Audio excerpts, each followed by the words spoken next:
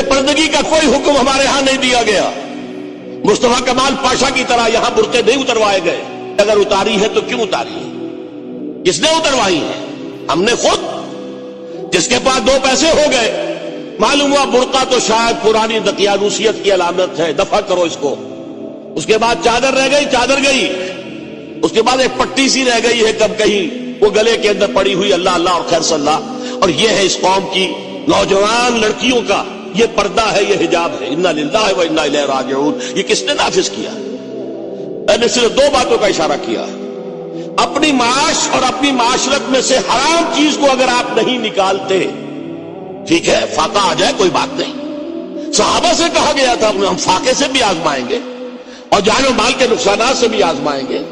اور یہ تو جب تک ان آزمائشوں سے نہیں گزرو گے تم ہماری مدد کے مستحق نہیں قرار پاؤ گے. امتحانوں میں سے گزر جاؤ پھر ہماری مدد آئے.